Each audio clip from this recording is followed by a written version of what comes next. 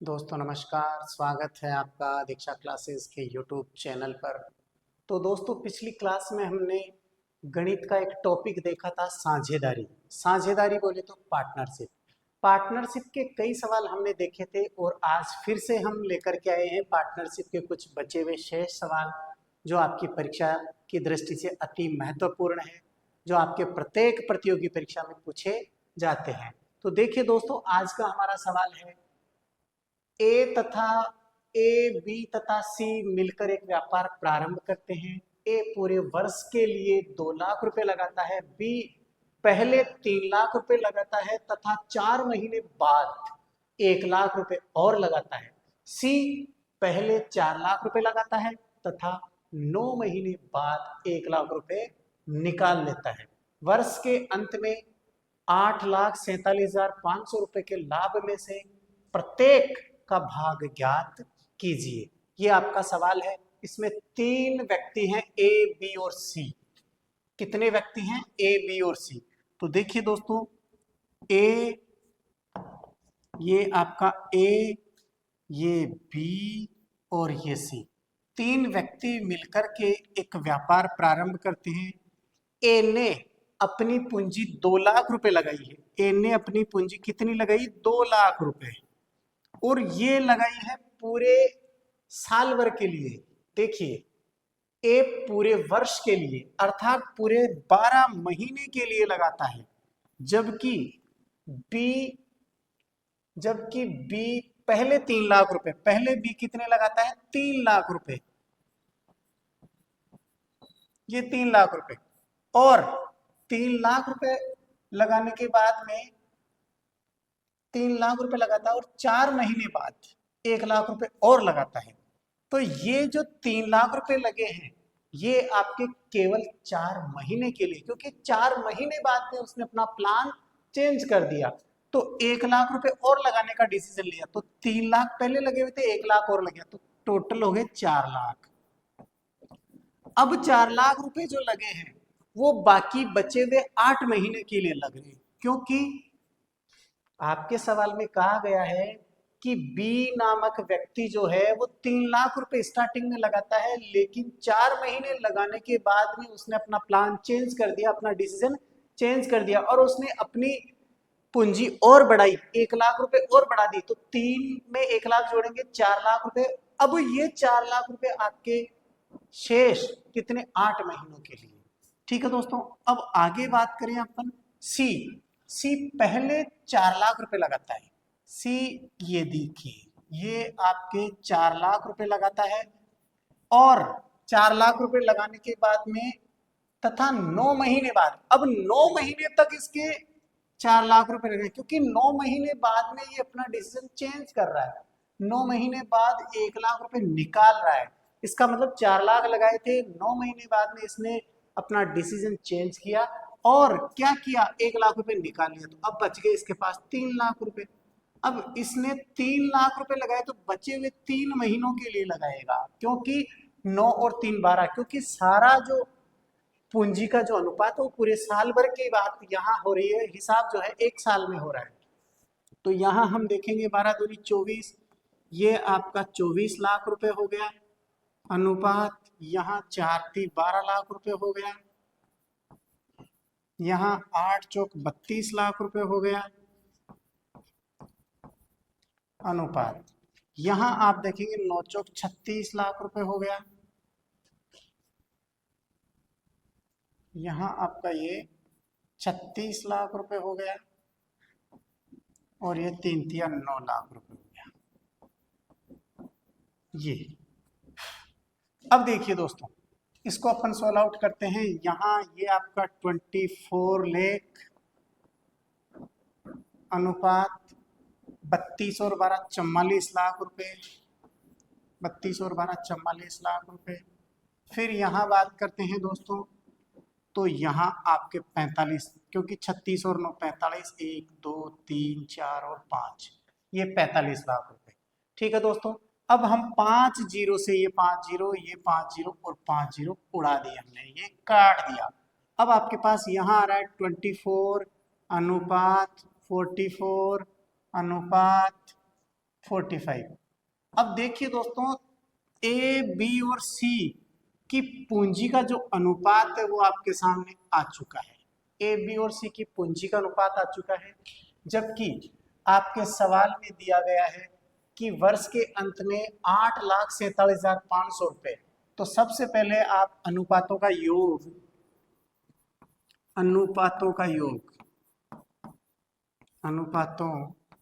योग करेंगे आप।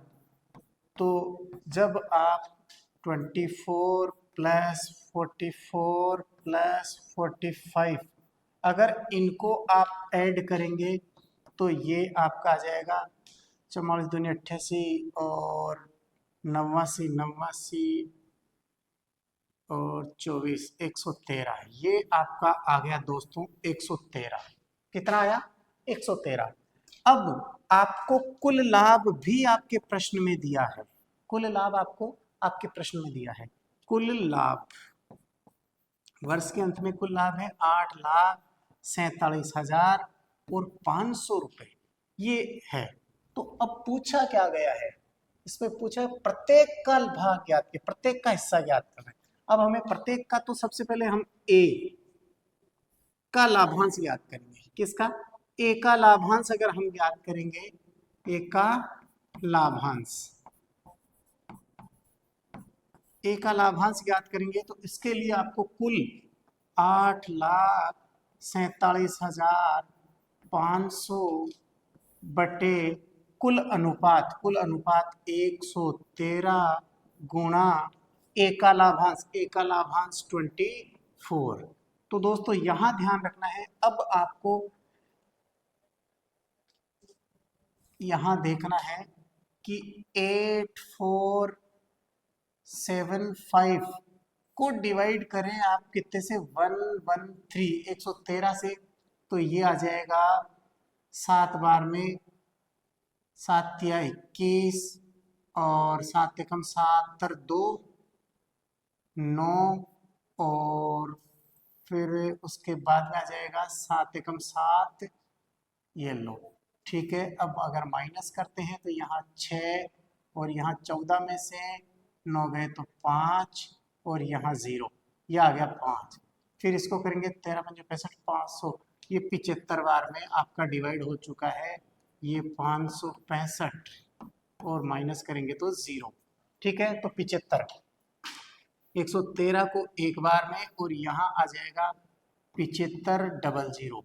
ठीक है, तो दोस्तों अब आपको ध्यान रखना है कि ए का जो लाभांश है वो 7500 मल्टीप्लाइड बाई 24, इसको अगर आप सोल आउट करेंगे तो 1020। ठीक है, 24 पंजे 120 की 0, फिर उसके बाद में 24 पंजे 120 हासिल के 12, 24 7 168 168 और 12, 168 में 12 जोड़ देते हैं तो 180।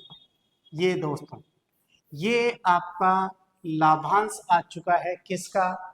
ये लाभांश आया ए का। इसी प्रकार आपको बी का लाभांश ज्ञात करना है। बी का लाभांश,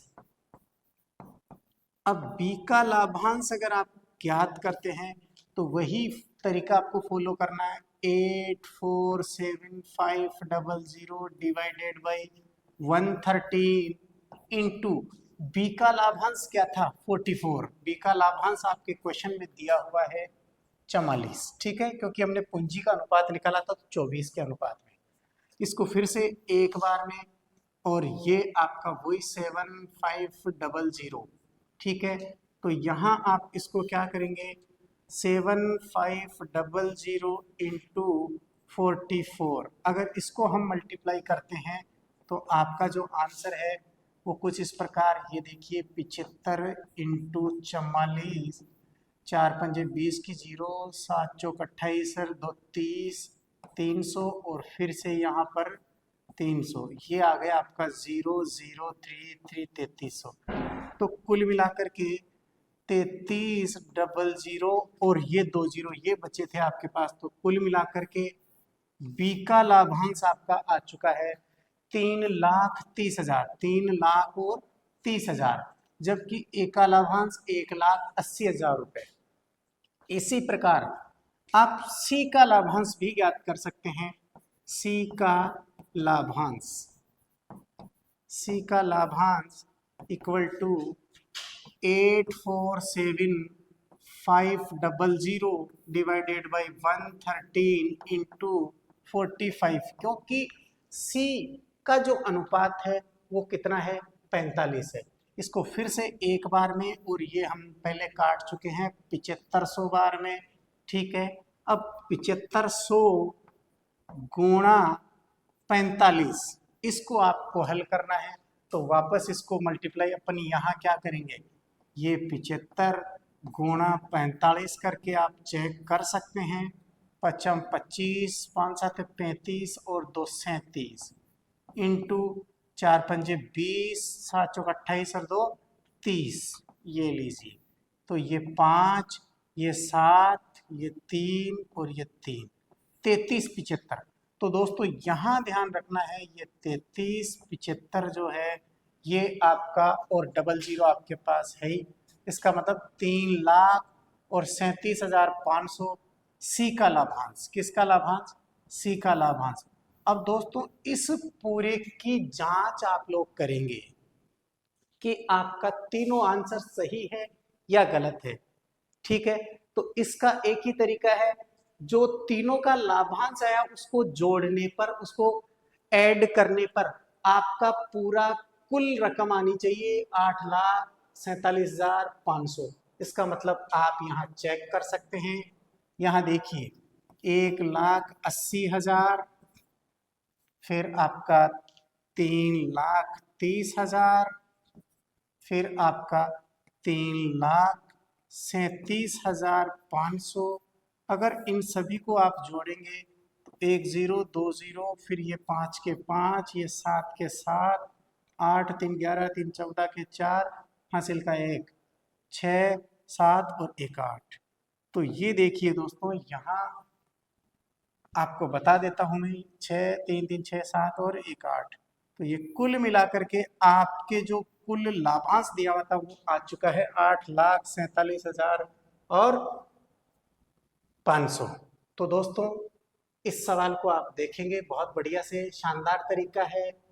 केवल कैलकुलेशन आपकी लेन दी है। 3 व्यक्तियों ने मिलकर के व्यापार प्रारंभ किया था। एक ने 2 लाख रुपए लगाए 12 महीने के लिए, दूसरे ने 3 लाख रुपए लगाए 4 महीने के लिए, लेकिन 4 महीने बाद में इसने डिसीजन चेंज कर दिया और 1 लाख रुपए और लगाया, जो 4 लाख हो गया। 4 लाख रुपए मिलकर के पूरे 8 महीनों के लिए बिजनेस में रहे।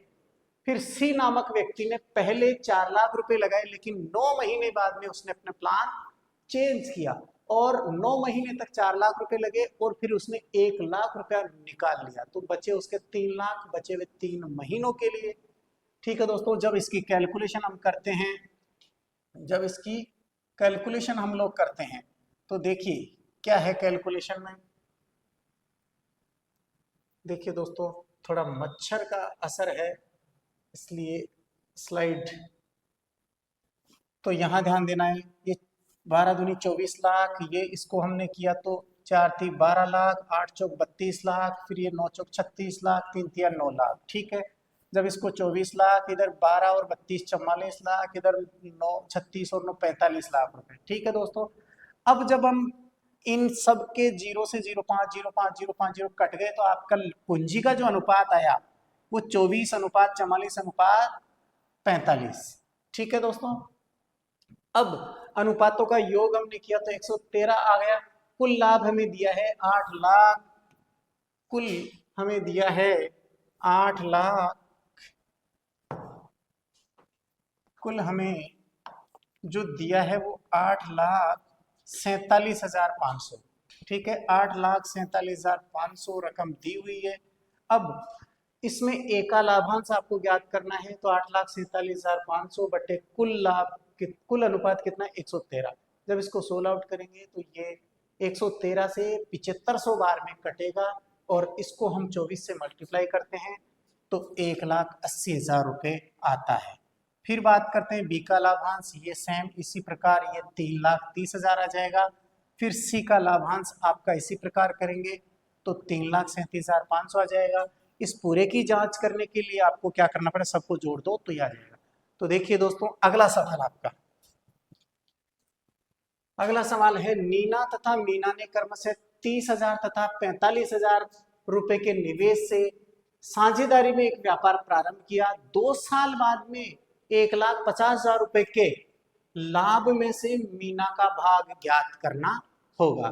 तो बहुत इजी सवाल है दोस्तों, दो लड़कियां हैं, एक है नीना और दूसरी है मीना। तो दोस्तों ध्यान देना है, नीना ने 30,000 रुपए की रकम लगाई, नीना की रकम है 30,000 रुपए, जबकि मीना की है 45,000 रुपए, मीना की है 45,000 रुपए। ठीक है दोस्तों, मीना की है 45,000 रुपए। अब इन्होंने 30 और 45,000 रुपए रकम लगा दी, लेकिन 2 वर्ष बाद में, इसका मतलब इसकी पूंजी पूरी 24 महीने रही और इसकी पूंजी भी पूरी 24 महीने रही।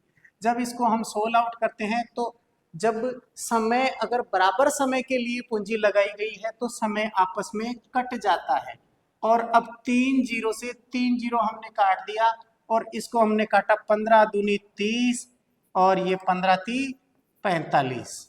इसका मतलब नीना और मीना की पूंजी का जो अनुपात है वो 2:3 आ चुका है। इनका योग अगर हम देखें, नीना और मीना की पूंजी का अनुपात 2:3, इनका योग अगर देखें तो ये आ चुका आपके पास 5। ये क्या है? दोनों की पूंजी के अनुपातों का योग। अब आपके सामने कुल लाभ जो है 1,50,000 रुपए, कुल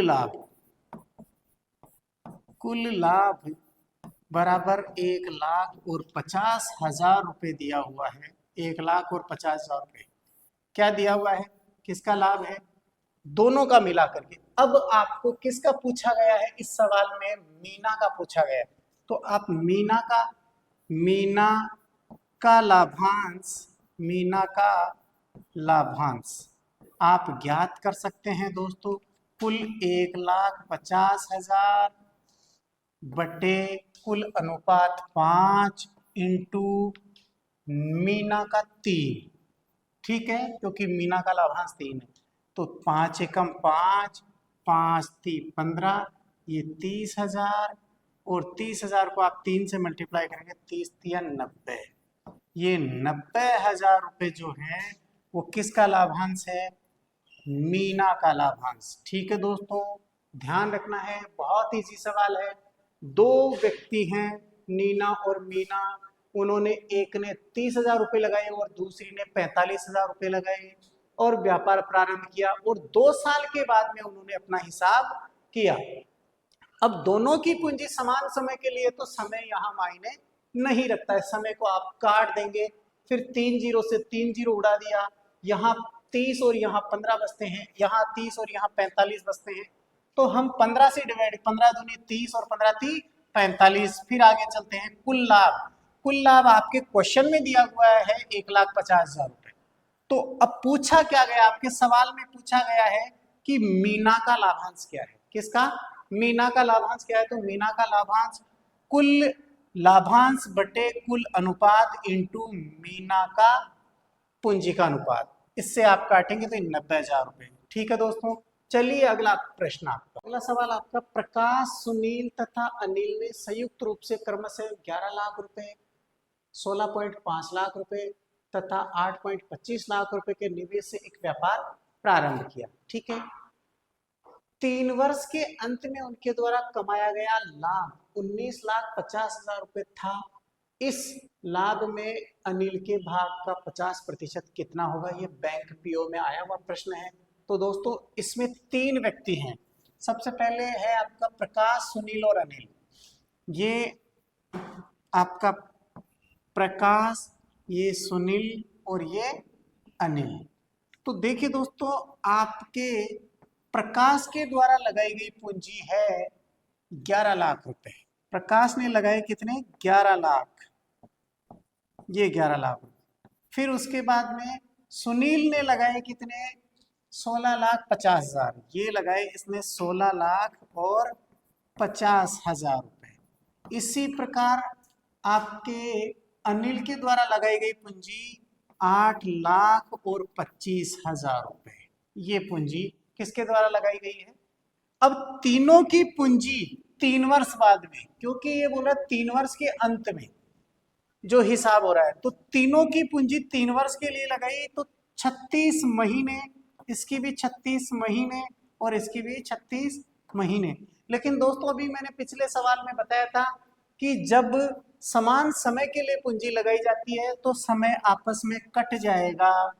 ठीक है, अब यहाँ ध्यान रखना है, 3 जीरो से 3 जीरो कट गए, यहाँ भी 3 जीरो कट गए, यहाँ आपके 1100 बच गए, यहाँ आपका 1650 और यहाँ आपका 825। ठीक है, अब इस सिचुएशन को अगर आप और सोल्व आउट करेंगे तो ये 25 से डिवाइड होगा, 25 चौके 100, 25 चौके 100, ठीक है, 100 10 बच गया 100, ठीक है, फिर यहाँ 25 छिक्की 150, फिर बच गया 65 में से 150 गए तो ठीक है, ये फिर 150, 25 तो छिक्की 150, फिर यहाँ देखिए दोस्तों 25 30 75 बच गए, 82 में से 75 का 7, 25 30 75।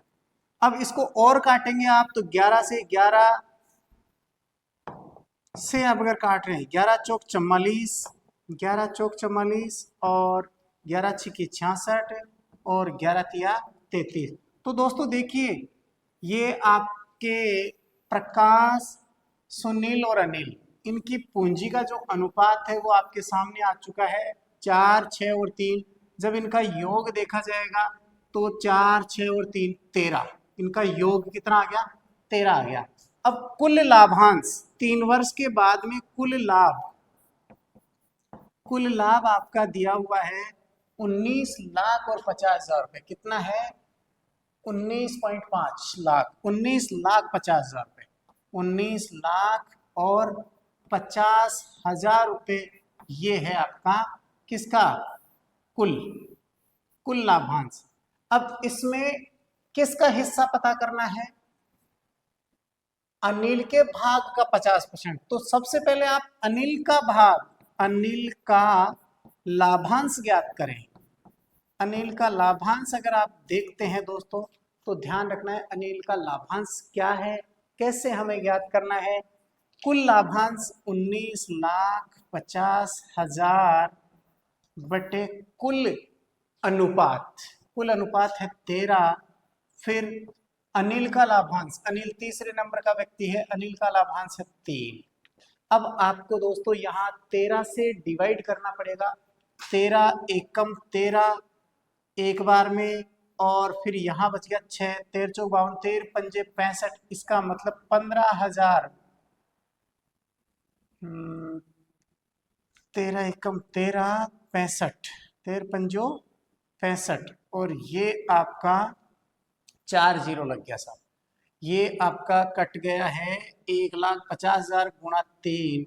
जब इसको सोल्व आउट करते हैं तो 15 3 45, 45 और 4 जीरो जब आप लगा देते हैं तो 4,50,000 रुपये, अर्थात अनिल का जो लाभांश है वो 4,50,000 रुपये आ जाता है। लेकिन यहाँ अनिल के लाभांश का 50%, अनिल के लाभांश का 50%, इसका मतलब 4,50,000 का 50% अगर हम निकालना चाहें तो 2 जीरो से 2 जीरो डिवाइड हो गई हैं, यहाँ आपके 3 जीरो, 1 जीरो 2 जीरो 3 जीरो, 5 25 और 5 के 20 और 2 22, 22 ये आ जाएगा 2,25,000 रुपये।